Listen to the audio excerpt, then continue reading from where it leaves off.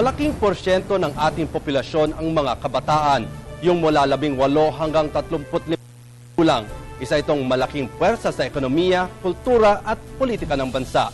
At dahil makilos o mobile ang kabataan, malawak rin ang impluensya nila sa decision making, lalo na sa panahon ng eleksyon. Sa mga susunod na sandali, pag-uusapan natin ang papel ng mga kabataan at ang impluensya nito sa halalan at sa politika ng bansa. Ayon sa United Nations, ang mga nasa edad mula 15 hanggang 24 na taon ay may tuturing na nasa ilalim ng youth sector. Sa ilalim naman ng kategoryang ito, ayon sa UN, ay mahalaga ring matukoy ang teenagers, edad 13 hanggang 19 na taon, at young adults, edad 20 hanggang 24 na taon sapagkat iba't iba rin ang sociological, psychological at health problems na kinakaharap ng bawat age bracket. May 10 youth-related issues naman na inilabas ang World Program of Actions for Youth to the year 2000 and beyond. Ito ang edukasyon, employment, hunger and poverty, health, environment, drug abuse, juvenile delinquency, leisure time activities, girls and young women, at full and effective participations of the youth in the life of society decision making. Dito sa Pilipinas, naipasa noong 1995 ang Republic Act 8044 o mas kilala bilang Youth in the Nations Building. Sa ilalim ng RA 8044, nasasaad na ang youth edad 15 hanggang 30 taon ay isang kritikal na estado sa paglaki ng isang tao mula adolescence patungo sa mature, self-reliant at responsible adulthood. Dito rin binuo ang National Youth Commission na may mandatong pag-aralan ang sitwasyon ng kabataan sa Pilipinas para matukoy ang pangangailangan, prevailing attitudes and values, existing services at iba pang problemang kinakaharap ng kabataan. Batay sa 2011 report ng National Statistics Office, may tinatayang 39 na milyong mga out-of-school youth sa bansa at isa lamang ito sa mga dapat tugunan ng pamahalaan pagdating sa isyu ng kabataan. Sa kasaysayan, kung titignan natin ang edad ng ilang mga bayani gaya ni Gat Jose Rizal, Andres Bonifacio, Gregorio del Pilar at maraming iba pa, sila'y nabibilang din sa sangay ng kabataan na lumalaban para sa pagbabago. Noong 2012, ang Pilipinas ang isa sa may pinakabatang populasyon sa South America na may median age na 23 taon. Hanggang sa ngayon ay kinakakitaan pa rin ng katapangan ang ilang kabataan para isulong ang pagbabago at makapag-ambag sa kaunlaran ng bansa. Sinasabing ang old generation ay nakalagak na sa lumang kagawian at mahirap nang baguhin ang lumang kinagisnan at paraan ng pag-iisip. Dito pumapasok ang kabataan para sa pagbabago. Sa panahon ngayon, maraming paraan ang ginagamit ng mga kabataan para maipakita ang kanilang pagtuligsa sa mga issue na hindi nila sinasang-ayunan, kaya ng paggamit ng social media at pagsali sa iba't ibang aktibidad. Pero gaano sila kasensitibo pagdating sa impluwensya ng mga namamahala? Ano ang dapat nilang malaman? Gaano na nga ba katalino at kaedukado ang mga kabataan ngayon? Ano ang magagawa ng mga kabataan para makamit ang pagbabago? At hanggang saan ang maaring maitulong ng mga kabataan? Magandang araw sa inyong lahat. Ako si Robert Tan at kayo'y nanonood ng paghahanda para sa Hatol ng Bayan. Sa aming pagbabalik ay makakasama ni Cathy San Gabriel sina Representative Raymond ng Kabataan Party List at Assistant Professor Leloy Claudio ng Ateneo de Manila University. Dito lang sa paghahanda para sa Hatol ng Bayan.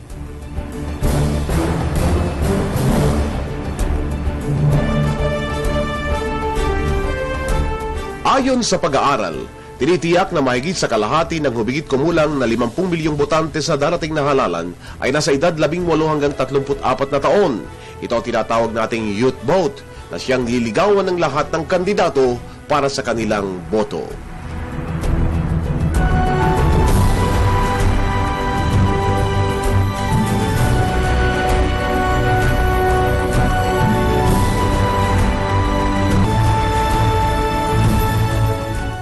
Kayo ay nanonood ng paghahanda para sa Hatol ng Bayan. Ako si Cathy San Gabriel. Ang programang ito ay hatid sa media ng bayan na pinagsanib puwersa ng People's Television, IBC, PBS Radyo ng Bayan 738 kHz, Philippine Information Agency, Philippine News Agency, and in partnership with Manila Bulletin, Informatics Diliman, and Air 21.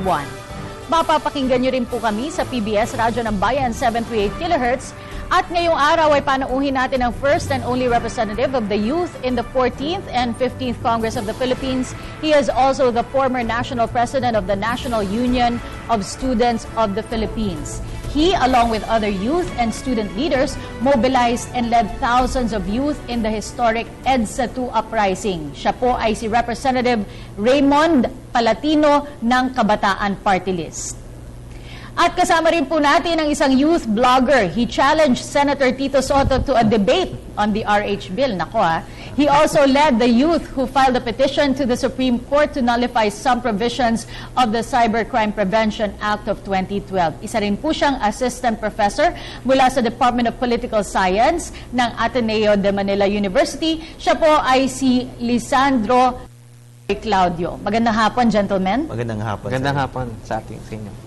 Bigyan niyo po kami ng datos or update. Gaano po ba karami o kalaki ang porsyento ng youth na voters, Congressman Palatino? Well, in every election, especially in the past 3 elections, talagang malaking percentage ng mga botante, kabataan. Ngayon, ang range niyan mula sa 35% hanggang 54%. Depende kung ano yung definition mo ng youth. Kasi yung iba hanggang 30 years old, yung iba hanggang 35 years old. Yung iba, binibilang hanggang 40. So, talagang, pero ang walang duda, malaking segment, special segment ng botante, mga kabataan. Napapansin natin, Dr. Claudio, na the past few elections, nag-shift ng kaunti ang target ng mga kandidato, lalo na yung mga nasa national posts, na inaano nila imahe nila to suit the needs of the youth para maging sila kaaya-aya sa kabataan. Why has this changed, do you think? I think may mga kampanya na pinakita na malakas yung, for example, 92 pa lang, si Senator Miriam Santiago, yung naging parang youth candidate at muntik na siyang manalo based on that. So I think, simula na nakita ng mga politiko na important ang youth. Pero may mga iba naman mga kandidato na nagsimula talaga sa youth sector. Kagaya, for example, ni Senator Francis Pangilinan, na laging tumatakbo on a youth platform dahil siya mismo ay naging student leader. So maraming dahilan bakit nangyayari yun. Do you think the youth now is more involved, Congressman Palatino, pagdating sa issue ng politika at ng sa sosyedad? Well, sa sinasabi natin, sa panahon natin ngayon, maraming pamamaraan yung kabataan para i-access yung information. Kumbaga, yung pag-consume nila ng mga social issues, hindi na lamang through traditional media, but also through the new media. Pero not necessarily yung pag-consume nila ng information would translate into political engagement or more active participation. So, ang challenge dito, paano mo ma-attract yung interest ng kabataan? Kasi hindi ito simpleng attract the youth vote. Halimbawa, kahit ako, kabataan ako, 33, yung youth voter na 18 years old, na 18 to 21. Iba yung generation nila eh. So talagang may sub-segment sa youth sector. So yung mga candidates natin, kung papansinin din natin, meron silang tina-target din eh. So paano nila na-attract yung kabataan, Dr. Claudio? Nabanggit na ni Congressman Mong yung social media. Very involved ang mga kandidato ngayon sa social media. Meron silang mga Twitter arm, meron silang mga Facebook. At yung mga magagaling ay ini-engage na nila yung mga kabataan dun sa social media, so sumasagot. Hindi yung staff maglalagay lang ng stuff on social media and then hanggang doon na yon. Yung mga involved talaga sa youth ay nakikipagdebate, nakikipagpalitan ng kuro-kuro online at sana ma-encourage yun sa ating mga politiko. So actually merong good element yung pag-focus sa youth eh. In the sense na they're out there and they're out there in new fora like Twitter and Facebook. Ano sa tingin mo yung mga katangian na hinahanap ng ating kabataan sa kanilang mga kandidato?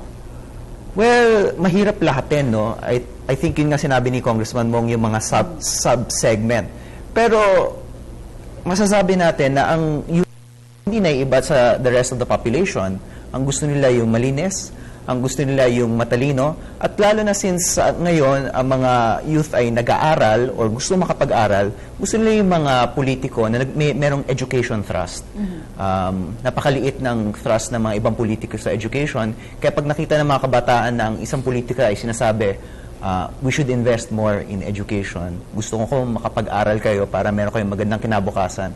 I think yung basic na yun, didikit sa kabataan yun eh. Congressman Palatino, yung pagkakapasok ng inyong party list sa Kongreso, pagkakabigay sa inyo ng seat, sa tingin mo ba ito ay dahil sa kabataan din, na sila mismo ang bumoto para sa inyo? Definitely, kasi ang constituents naman namin, mga kabataan eh. Pero kasi yung party list system, may iba yung katangian niya sa national and local elections. Mahalaga yung pagkakapasok ng kabataan party list sa Kongreso, pero it doesn't mean na masasabi natin na lahat na ng kabataan aware na or handa na makipag-engage sa mga candidates natin or sa ating mga leaders. We have to admit na marami pa rin mga kabataan na turn off sa politics o kaya tinatalikuran nila yung active engagement sa politics. On one hand, we cannot blame them kasi may mga kabataan talaga na sa tingin nila wala nang pag-asa yung politika o kaya pare-parehong mga pangalan, pare-parehong mga issue. So, kaya nga yung ibang mga analyst, they look down doon sa youth vote kasi sabi nila, may youth voters nga pero hindi naman bumoboto. O kaya naman hindi active during the campaign. Pero ang laging challenge for us candidates and for us leaders is how to inspire itong mga kabataan na hindi organized, hindi active sa politics, to take a more active role. Kahit not necessarily through electoral politics, but sa nation building Pwede ko bang process. susugat Go si ahead. Congressman Mong? Ngayon kasi maraming mga bata na gusto mag-involve at tumulong sa bayan, pero not necessarily through politics. So for example, sa Ateneo, maraming gusto mag-build ng bahay. Maraming sumasama sa mga GK build. Now the challenge is to go, hanggang dyan lang ba kayo? Hanggang sa Band-Aid solution? Or handa ba kayong tumugon dun sa mga malalaking issues? So for example, tatayo ka ng bahay, ang saya-saya mo, uuwi ka, nakita mo yung pamilya, pumasok dun sa bahay. So ang tanong dyan, gagawa ka lang ba ng bahay? Or i-engage mo yung system that allows for people to not have houses to begin with. So yun yung challenge I think sa amin, to make politics not a dirty word anymore. Kasi for a lot of youth, sabi nila, magturo na lang tayo ng ibang kabataan, magtayo na lang tayo ng bahay, huwag na tayo mag-engage in politics kasi puro corrupt naman yan. So kailangan natin ipakita na politics and of course yung activism. Kasi hindi naman sila lahat magiging politiko. They will be in the streets or they will be writing petitions. Kailangan natin mapakita that those things are not dirty words. So sa iyong pakikipagsalamuha, Dr. Claudio, sa mga kapwa mo kabataan, sila rin ay medyo hesitant sa pagboto. Ganun ba yon? Yung iba po sa kanila, yes. Kasi meron akong nakausap na isang estudyante, sabi niya, the activism of the 1970s is dead. And that's because yung mga politiko naman natin ay parang merry-go-round lang naman yan. Same people. So, hindi na ako mag-i-involve dyan. Dito na lang ako sa pagtayo ng bahay. Sinasabi ko sa kanila, bakit mo kailangan magtayo ng bahay? Kasi basag yung sistema.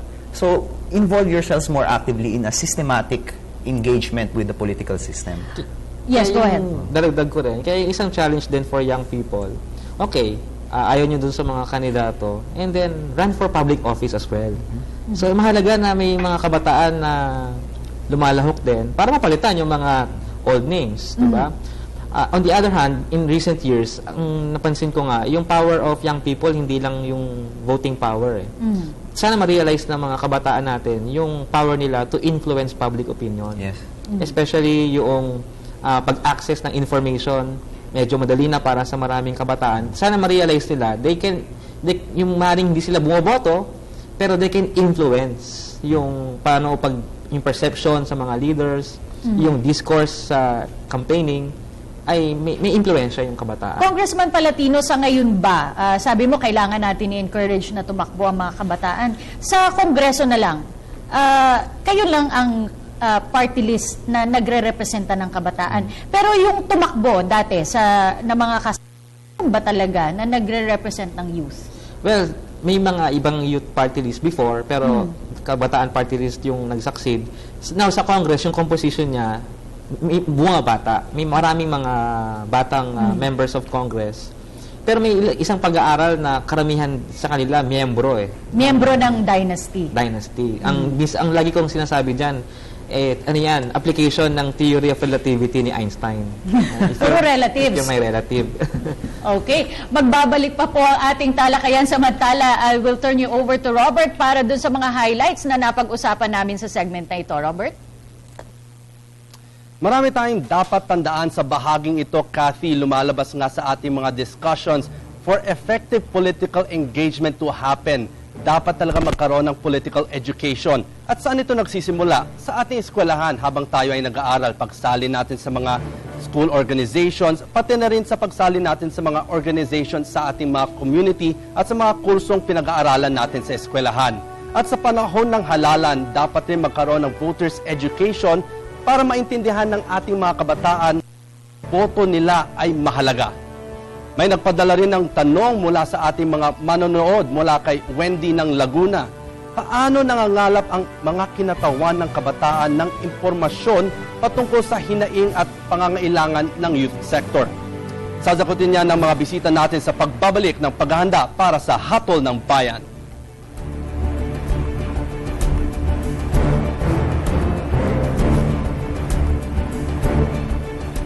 Ayon sa pag-aaral ng National Youth Commission noong 2010, sa 2,000 kabataan na lumahok sa survey sa buong kapuluan, 92% ang ikinararangal ang kanilang pagiging Pilipino, 90% ang naniniwalang malaki ang problema ng korupsyon sa bansa, at 84% ang naniniwalang dapat pag-ibayuhin pa ng pamahalaan ang pagbibigay ng batayang serbisyong panlipunan sa lahat ng mga kabataan.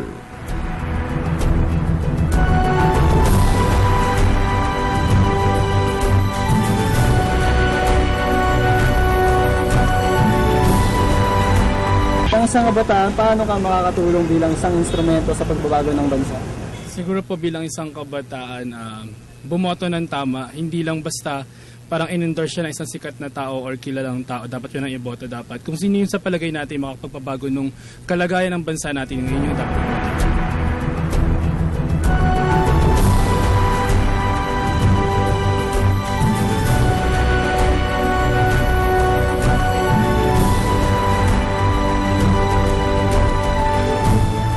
Nagbabalik ang paghahanda para sa Hatol ng Bayan, hatid sa inyo ng Media ng Bayan. Kami ay napapakinggan nyo rin sa PBS Radyo ng Bayan 738 kHz. Sa unang bahagi ng panayam natin sa ating mga bisita, lumalabas ang tanong kung meron talagang youth vote. Ang sabi ng ating mga panauhin ay malaki ang potensyal ng ating youth sector upang mag-instill and be a catalyst for change.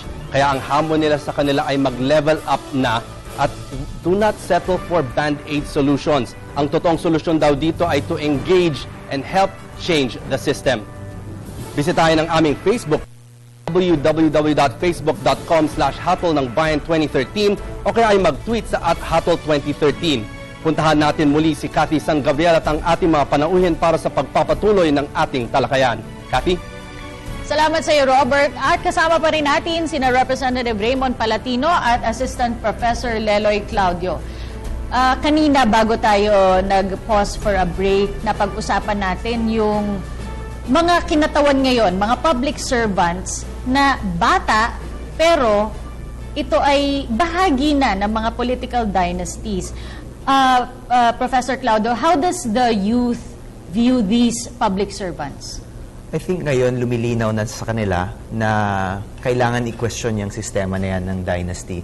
Merong lumabas sa study recently, Kathy, yung mga pinakamahirap na distrito sa Pilipinas ay usually run by dynasties. And this is a statistic that we should mainstream sa mga kabataan. Kasi pag nakita nila doon, alam ko ang mga kabataan ngayon, marunong mag-crunch ng data because there's so much data online now. And if they see data like that na ang pinakamahirap na distrito ay run by dynasty, magre-register yun sa kanila. Ngayon, itong mga dynasty, magaling mag-rebrand eh. Kaya nabanggit kanina, may mga bata. Pero dapat na maunawaan ng ating mga botante na hindi ibig sabihin bata ka, yung politika mo, bago din. Pwedeng batang trapo. Pwedeng gano'n. Trapolito. Trapolito nga. Or, Trapulito, bagong term yun. hindi, bimpo ang ginagamit namin. Bimpo. Batang itinulak ng magulang sa politika. Yun. So, paano nila i-discern yun, Congressman Palatino? So talagang very important for the youth yung voters education.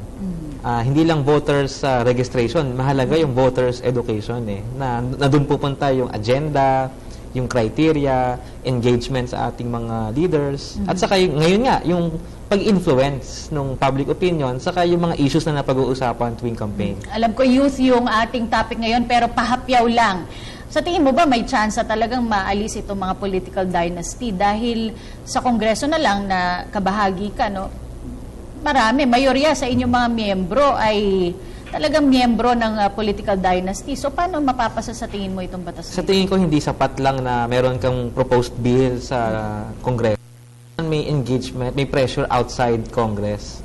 Talagang merong overhaul din ng political culture natin. At hindi yan simpleng legislation lang malulutas. Mahalaga nga, sabi mo, yung voters' education. Sa tingin mo ba, Dr. Claudio, enough yung pag-educate ng ating pamahalaan sa mga botante, lalo-lalo na dun sa mga kabataan, yung karamihan sa youth voters natin, unang pagkakataon nilang boboto? Well, maraming salamat sa mga programa kagaya ng Hatol ng Bayan at natutulungan natin ang mga kabataan na mag-discern. At sana kami ni Congressman Mong ay nakakatulong din.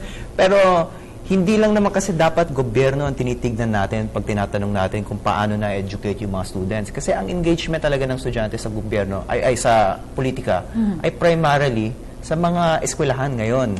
At yung mga eskwelahan natin, marami sa kanila, ang approach sa education ay napaka-vocational. In other words, you learn this skill so that you can become this kind of professional.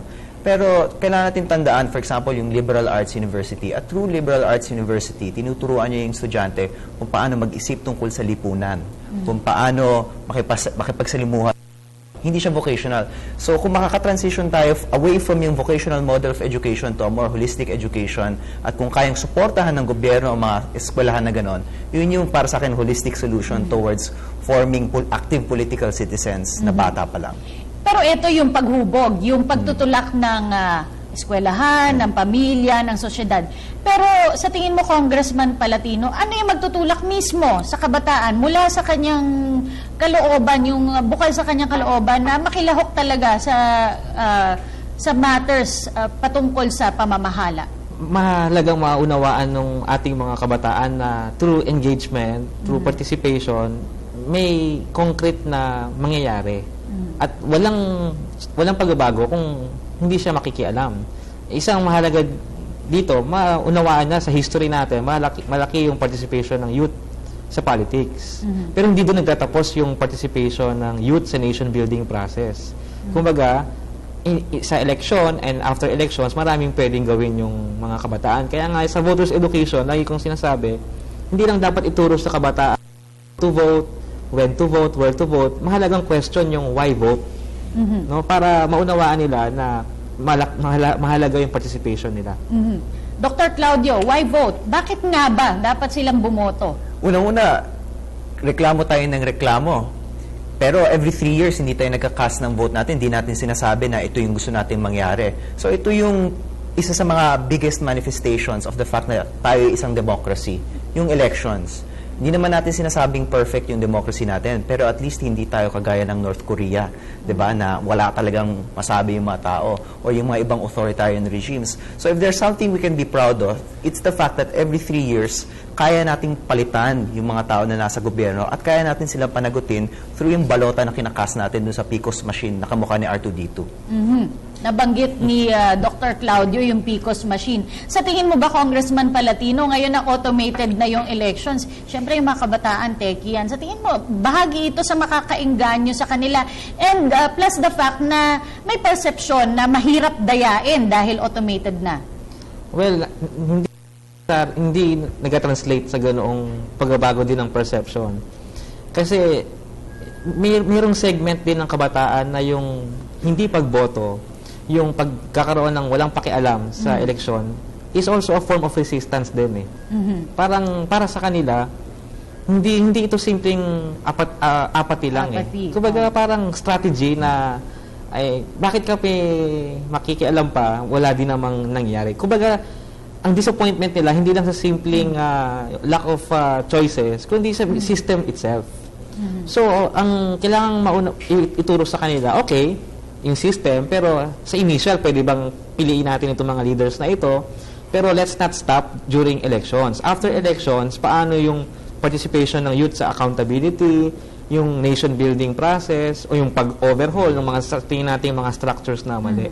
So, ang kailangan ipaunawa sa mga kabataan, maraming pwedeng gawin, maliliit at malalaking bagay. Ang mahalaga, dapat may contribution. Yung maliit nga para sa akin, ultimo yung pakikilahok sa student politics sa loob ng universidad. Importante na yun eh. Doon pa lang nahuhubog na sila kung paano mangampanya, paano kumilatis ng kandidato. So magsimula tayo maliit. Yung class president mo, kinikilatis mo ba siya na maayos? At pag nasabi mong oo, the next step, yung school president mo, kinikilatis mo ba na maayos? Then yung mayor, then yung presidente. Ako, ang isang indicator ko ng magandang perspective or kumbaga naging effective yung ating education, kapag yung kabataan na-realize niya na ang pagbabago hindi sa pagpunta sa ibang bansa, instead na i-export nila yung mga sarili nila sa ibang bansa, i-export nila yung mga politicians natin. Di ba? At papalitan natin ng mga bagong set of leaders, pati yung perspective kung paano ang pamumuno. So, maaaring ngayon hindi realistic. parang matagal Pero yun. ang kabataan, yun ang advantage niya eh. May license ang kabataan na maging mapangahas, di ba? Idealist, yung laging humahamon, at yun ang The lesson, values. yan ang lesson ng history. At ang sabi ko, like ko sinasabi sa mga kabataan, ang advantage ng kabataan sa mga matanda, o paumanhin sa mga matanda, hindi yung lakas Buti na lang, hindi pa ako bahagi niya technically. Hindi naman yung energy lang. Hindi, mag-vitamins na yung mga matanda, may lakas yan. Eh. Ang advantage ng mga kabataan, gift of time. And then this time, saan natin di-devote? That's what they don't realize, and they will only realize that when they don't have it anymore, no? Dr. Claudio, sa tingin mo, ano yung mga issues, concerns plaguing the youth, and do you think the government is doing enough to address these concerns? Ang indicator ko dito yung mga pieces of legislation na nakamobilize ng kabataan. Unang-una yung RH Bill. I think ang daming kabataan na namobilize dahil sa RH Bill at nanindigan dun sa RH Bill. At ito na rin yung dahilan kung bakit isa sa mga naging anti-youth figures recently ay si Senator Tito Soto na ayaw ng mga kabataan doon sa Twitter at doon sa Facebook dahil nga doon sa kanyang RH stance. Sa kabilang banda naman, naging youth senator si Senadora Pia Cayetano na nakita naman natin nanindigan dun sa RH at sa iba-iba pang mga progresibong issue na gusto ng kabataan. She's also an advocate for more education spending, more health spending. So nag-emerge si Senator Pia as a very important youth figure. So yun, isa pang issue siguro na yung internet. Gusto ng mga kabataan ng isang malayang internet kasi yan ang ginagamit nila. So free wifi everywhere, gano'n? Well, sana. Pero hindi Actually, naman yung ang mangyari. proposal namin, kahit man lang sa mga public areas, sa mga government centers, may free internet access. Considering na ang UN, meron siyang recognition na human right na ang internet access. Mamaya pag-uusapan pa rin natin internet and the youth at pati na rin yung mga lehislasyon pa na kinakailangan sa tingin nyo para sa ating mga kabataan. At para naman sa mahalagang punto ng bahaging ito, puntahan muli natin si Robert. Salamat, Cathy. Marami tayong dapat tandaan sa bahaging ito. Lumabas rin ang issue tungkol nga sa political dynasty at sinasabi nga ng ating mga panauhin, marami rin mga youth na nasa ating larangan ng politika pero hindi daw dahil youth, mga kabataan ng mga ito ay okay ang mga ito dahil nababahiran pa rin ito ng political dynasty at tinatawag nga nila ang term nila ay trapolito. Parang tinapon lang daw ang mga batang ito sa politika ng kanilang mga magulang na politika rin. Kaya ito ay nagiging sanhi na rin ng masamang tingin ng ating mga kabataan. Kaya although there is a big voters mass ng mga youth, marami dyan ay medyo nawawalan daw ng gana dahil pare-parehas daw ang nakikita nila na paulit-ulit na tumatakbo, walang pagbabago. Kaya again, ang hamon ng ating mga panauhin ay don't be a spectator, be a catalyst for change. Wag daw tayo every time makakaroon ng eleksyon at pagkatapos ng eleksyon, reklamo daw tayo ng reklamo. Kaya para matapos itong mga reklamo natin ay let's engage. Mag-level up daw at mag-engage tayo dito sa sistema para mabago natin. Again, don't settle for band-aid solutions. Yan talaga ang pinapoint out ng ating mga panauhin. Ito, yung technology, very sa ating panahon na ngayon. So, be more active in paano natin sinusuri ang ating mga iboboto ngayong halalan. May mga nagpadala rin ng mga katanungan mula sa ating nood. Ang unang tanong ay mula kay Wendy ng Laguna. Paano nangangalap ang mga kinatawan ng kabataan ng impormasyon patungkol sa hinaing at pangangailangan ng youth sector? Sasagutin niya ng mga bisita natin sa pagbabalik ng paghahanda para sa Hatol ng Bayan.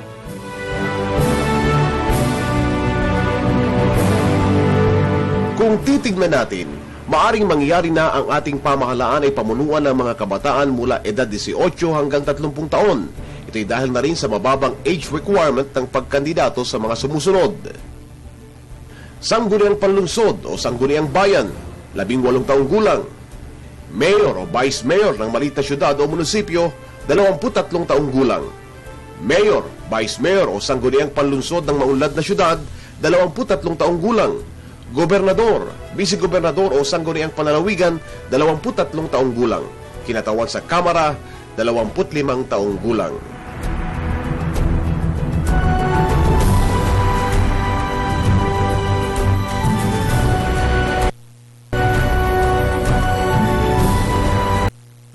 Bilang isang kabataan, dapat tama. Dapat tama yung iboboto natin ngayong halalan. Kasi nakasalalay sa atin yung ikauunlad ng ating bansa.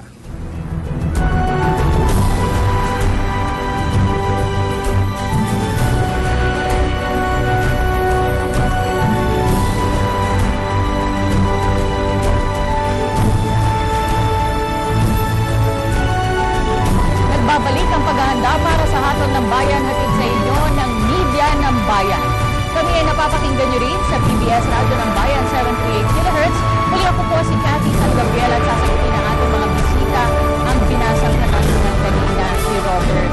Paano daw po kayo nangangalap tungkol dun sa mga kinakailangan at syempre yung mga opinion na rin ng kabataan, Congressman Palatino? Well, doon sa mga pieces of legislation na aming ihapag sa Kongreso, ang advantage ng party list, before kayo ma-accredit ng COMELEC, meron na kayong legislative agenda o platform. At yun yung aming naging trabaho in the past two Congresses. Maghapag ng aming mga panukala, mainly education reform, environment protection, youth empowerment. Pero syempre, in between na yung paghapag ng mga proposal, kailangan din yung makuha yung feedback ng ating mga constituents.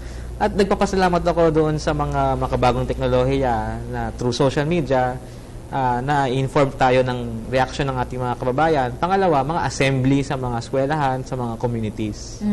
Social media, ilang beses itong lumalabas dito sa ating talakayan. Gaano ka-powerful ba ang social media, Dr. Claudio? I think yung example dito, babalik ako dun sa RH at saka dun kay Senator Soto. Si Senator Soto, kaya siya nasaktan, hindi dahil sa mga nangyayari sa kalsada. Nasaktan siya dahil dun sa social media. Kaya nga, lakas-lakas ng pagtulak niya ng cybercrime bill na ngayon ay cybercrime law na. So I think malakas yung kabataan doon sa social media dahil nagiging outlet for their creativity. Lalo na kung Twitter, kung constrained yung pwede mo sabihin, nagiging creative ka nagiging witty ka. So doon natin nakikita yung political energy tsaka yung creativity ng kabataan sa social media. Ito ba ay ginagamit nyo rin dahil since yun yung target nyo, no, at yun yung nire-representa nyo, yung kabataan, ginagamit nyo rin ba ang social media? Definitely, dahil ang constituents namin, mga bata, mga kabataan, and through the internet, you can reach a broader audience, tipid pa. Tapos meron kang instant na reaction, kaya mong i-measure kagad kung gaano karami yung naaabot mo, at yung interaction enlightening, although syempre may mga trolls din. Pero as a public official, dapat handa ka doon Ang mahalaga, kaya mong himay-himayin yung constructive na reaction, feedback. At sa tingin ko, lahat ng mga leaders natin from now on, hindi niya kayang i-ignore yung social media. Especially if you want to influence yung of citizens. Saka mabilis lang, Cathy, yung maganda dyan yung kaya natin makapag-dialogue sa mga Pilipino abroad through social media. Dami na nating botante at citizen na nasa abroad. We need to talk to them. Meron akong na-interview a couple of episodes ago na isang PR specialist at sinabi niya, although mahalaga ang reach ng social media, ang numero uno pa rin na talagang effective sa paggamit ng pangangampanya ay yung telebisyon at radyo. Sa tingin mo ba, Dr. Claudio, habang lumalaon, dumadami yung gumagamit ng internet, social media, YouTube din, ginagamit na rin ngayon ng ating mga politiko, mababago yung style ng pangangampanya in the next coming elections? Slowly, I think, habang yung digital divide ay nagdi-decrease at dumadaming may access sa social media. Pero sa akin, merong isang constant sa pangangampanya at yun yung ground game. Kaya nanalo si President Obama nung kanyang last election ay dahil yung mga nangangampanya sa kanya ay humaharap sa tao, nakikipagkamay, sinasabi na ito yung issue na tinutulak ko. And I mean, gusto pa rin ng tao yung kabataan na nakikita nila yung binoboto nila or at the very least, meron silang pagkilala na nagre-reach out sa kanila. Ngayon, mahirap yon kasi kailangan mong bumiyahe. Pero yung nagiging challenge din yan para sa ating mga politiko. Yung itadagdag kong 2 punto. Una, totoo, mahirap ang Pilipinas, yung internet reach, urban areas. Pero ang isang trend ngayon, mobile internet eh. Maraming may cellphone. At ang cellphone ngayon, hindi tulad ng cellphone natin noon, na kasi laki ng pangkaskas ng yelo, may antena. Pang self-defense. At saka may snake lang ang addict tayo noon. Snake. Pero ngayon ang cellphone ay mobile internet eh. So, yung potential niya to reach yung unreached, the underserved communities, sa tingin ko, malaki yung factor na yon para yung mainstream use ng social media. Pero yung pangalawang punto ko, hindi lang dapat talaga social media. In politics, whether electoral politics or political campaigns, online and offline. Congressman Palatino, kanina bago tayo nag-umpisa sa ating talakayan, tinanong kita kung aktivista ka ba dati. At sinabi mo, oo. At ikaw ay sumasali sa mga rally. Sa tingin mo ba sa ngayon, marami pa rin kabataan ang sumasali sa mga rally? Well, kahit naman noon, hindi maraming sumasama sa rally. Kahit ngayon din naman, hindi rin naman ganun karami. Pero ang mahalaga, yung kabataan na i-engage mo sa iba't ibang social issues. Ngayon, ibang usapin pa kung maisama mo siya sa kalye o hindi. Pero para sa akin, kahit naman hindi ka mag-rally, pero you're willing to volunteer, to participate, to sacrifice your time para sa isang social cause, for me, mahalaga yon. So sa tingin mo, yung pagiging involved ng mga kabataan sa kalye, hindi indicator yon kung marami rin yung kabataan ang interesado sa mga nangyayari sa pamahalaan. Tama. Kasi kung yung warm bodies lang sa kalye ang magiging sukatan mo, talagang mag-a-agree ka doon sa judgment na apathetic yung mga bagong henerasyon. Pero hindi lang dapat yon ang indicator. Kumbaga yon, yun yung visible na mga tao sa kalye nag-express ng kanilang sentiment, pero mas marami pa yung mga kabataan na naniniwala dun sa ipinaglalaban pero either walang time, busy sa kanilang trabaho or eskwelahan, pero they support them. Ngayon, yung social media, isang outlet for them. Pero lagi ko challenge for them, yung online petition dapat mag-translate sa offline engagement sa ating mga leaders. Kasi hindi naman lahat ng politicians may email o kaya sila yung nagbubukas ng kanilang mga accounts. So sa tingin mo kulang, may disconnect? There should be that mix, online and offline. Otherwise, kapag online lang, creative, yes, pero yung political effectivity niya, hindi siya nung malaki. Ngayon, kung offline lang, walang online, how can you reach yung segment ng kabataan na talagang ang kanilang connectivity ay through that virtual community lang? How do we, ano ang magagawa, Dr. Claudio, ng kabataan para masiguro na magkakaroon tayo sa darating na halalan ng malinis at credible na eleksyon? Napakahirap na tanong, Kathy, pero maraming mga grupo dyan na poll watcher. Yun yung pinaka-immediate, protect your vote. But at the same time, yung isa mo pang pwedeng gawin is kilatisin mo yung mga kandidato. Alamin mo kung sino yung magsiservisyo talaga sa inyo and to tell your friends. Yan ang pinaka-immediate network eh. More immediate than yung network of friends mo. Kung meron kang isang kaibigan na sinasabi na nakilatis ko ang stance itong politikong to at ito ang dapat nating iboto, ito ang dapat hindi natin iboto at nagkakaroon ng diskusyon itong small groups of friends na to sa isang classroom, lumalawak yun eh. At saka nasa-socialize yung ating kabataan to think politically. Ngayon, very popular yung term na network. No? Social network of friends. Kailangan palalimin pa ng mga kabataan yung appreciation nila of that word. Kasi yung network, magsimula sa network of friends, pero beyond that, how to establish and broaden your networks para yung gusto nating, yung paniniwala natin, ma-influence natin yung iba pang mga networks. Has the youth realized kung gaano yung kalaki, yung kapangyarihan nila para mabago itong ating sistema sa ngayon, Dr. Mahirap Claudio? din kasi disaggregated din talaga yung mga kabataan. Meron tayong mga nasa eskwelahan, meron tayong out-of-school youth na ibang-iba rin yung concerns. At of course, maging dun sa mga nasa loob ng paaralan, meron tayong mga nag-aaral sa elite schools. And usually nga yung mga nasa elite schools, sila pa yung walang pakialam kasi komportable yung buhay nila. So, ang challenge natin is for the youth to speak with some form of unity. And I know na maraming balakid towards that.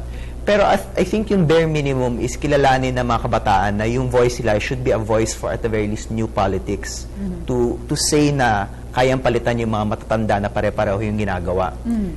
I think kung mag-agree yung mga kabataan na yun yung common ground nila, marami silang ma-achieve. New politics. What is new politics, Well, Congressman? una, siguro yung punto rin ni Professor, yung mga kabataan, ang tingin nila sa sarili nila, hindi kabataan lang eh. Kasi kabataan na manggagawa, kabataan na magsasaka, kabataan bilang estudyante, o bilang nasa urban poor community, no? Kumbaga, they are fighting for different causes or iba-iba yung interest. Pero dapat nga, maunawaan din nila, sila ay bata rin. At kapag nagsama-sama, pag sama-samahin yung interest na yan, may concrete na magagawa. Yan yung challenge for every successful political campaign. Now, this is new politics. Kasi it's the people who will dictate kung ano yung dapat na maging dominant na diskurso na pag-uusapan, hindi lang tuwing halalan. Ano naman ang nyo, as my last question, sa ating mga kabataan sa pagpili ng tamang kandidato ngayong darating na Mayo? I'll start with you, Dr. Claudio. Ako sa akin, yung pinaka-importanting issue ay yung serbisyo ng gobyerno. So, kung meron kang makikitang kandidato na handang mag-spend sa edukasyon mo bilang bata, sa healthcare mo bilang bata, at sa health na rin ng magulang mo, at sa iba-iba pang mga serbisyo, yan ay isang politiko na pwede mong iboto. Huwag tayo sanang maloko sa mga empty promises, yung mga big motherhood statements. Tignan natin yung policy solutions. At ang pinaka-importante talaga ngayon ay hindi namamatay ang kabataan dahil walang pera para puntang ospital. Ang importante ngayon ay nakakapag-aral yung kabataan. At minsan, yung trapo, ayaw actually na mag-spend sa education eh. Kasi pag nag-spend sila sa education, alam nila na kikilatisin sila at hindi sila mananalo. So kung youth education sa akin. Ako, idadagdag ko na lang siguro, yung payo ko sa ating mga kabataan, lalo na yung mga nanonood sa atin ngayon, dapat ang mga kabataan, ang mga bagong henerasyon, maging mga angry birds. No? Mga galit sa baboy, paumanhin sa mga baboy. Pero yung mga corrupt, yung mga tiwali sa ating pamahalaan, kumbaga yung idealism, yung passion, yung anger ng kabataan, i-redirect nila doon sa concrete na nation building process. Dahil sila naman yung tayo'y magmamana ng ating lipunan, kaya dapat active yung kabataan. At gaya ng Angry Birds na iniaalis sa mataas na pwesto yung baboy, ganun dapat sila, Congressman. Pero paumanhin nga sa mga baboy dahil hindi naman mga corrupt mga Figuratively. baboy. Okay. Maraming salamat po sa inyong dalawa at sinamahan ninyo kami at ibinahagi ninyo sa amin ang inyong mga kuro-kuro at kaalaman ngayong araw. Magbabalik po ang paghahanda para sa Hatol ng Bayan.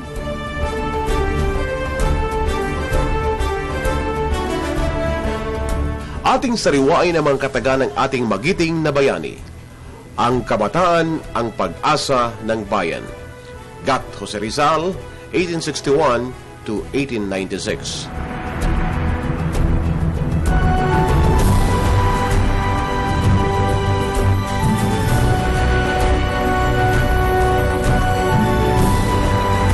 Magsisimula yun sa pag-alam ng ng katotohanan, pakikialam sa mga gawain ng gobyerno, ng mga iba pang mga ahensya na tumutulong para sa pagpapaunlad ng ating bayan. So,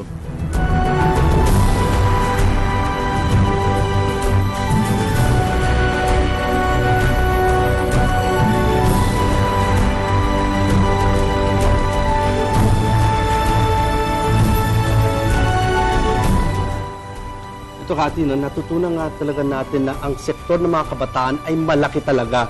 Ito yung mga vote natin from 18 to 30 or kung gusto nyong palawakin ay 18 to 40 para masama palawakin tayo natin dyan. para Oo nga, kasama tayo. Para kasama tayo dyan.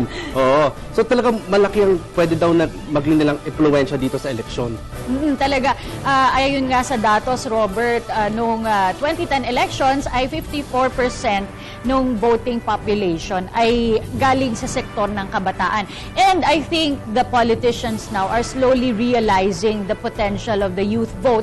Although aminado ang ating mga naging panauhin kanina, Robert, na hindi solido ang kabataan pagdating sa usaping pampolitika. Kung gaano kalaki nga yung 54% na nakikita natin na voting population ng ating mga kabataan, ilan ba talaga dito ang nag-e-engage at meron talagang malasakit at talagang pinakahalaga nila ang boto nila at sino talagang boboto at nagre-register sa panahon nitong eleksyon.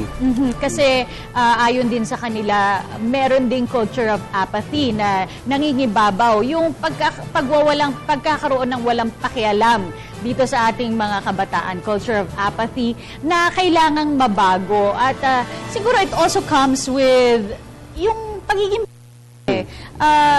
yun yung behavior na common sa ganitong age group at yun yung kailangan mabago. Kailangan nilang ma-realize yung kanilang full potential na mabago ang ating sistema at ating pamahalaan. Ito nga parang sinasabi, start early. Doon pa lang pag nag-aaral tayo, di ba, buboto na tayo ng ating class president, vice president. Diyan dapat natututunan na natin paano kilatisin ng yung mga kandidato diyan pa lang sa paaralan natin. So hanggang ngayon, be more educated and talagang kilalanin natin ang mga binoboto natin dito sa halali, mga kandidato, hindi lang yung nakikita natin sa entablado, yung mga posters, talagang look back. Kasi ngayon, in the age of technology, yung, lahat ng information lang nandyan. Pero sinasabi nga ng ating mga bisita ay, how does that translate now to the engagement offline?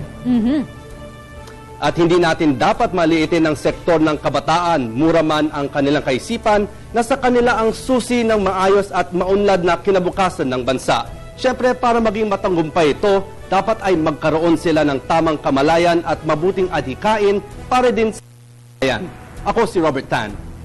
At ako naman po si Cathy San Gabriel, isang hakbang ang pagboto para masabing naging parte tayo ng kasaysayan. Kaya sa mga kabataan tulad namin ni Robert, huwag sayangin ang karapatang makaboto sa darating na Mayo. Pinasasalamatan po namin ang Ergo Contracts Philippines para sa ating tables and chairs. Matatagpuan po sila sa 2634 Rockefeller Street, Barangay San Isidro, Makati City. Pwede niyo silang tawagan sa numerong 843-1177 at maaari ninyong bisitahin ang kanilang website sa www.ergocontracts.com. Magandang araw po at maraming salamat sa inyong lahat.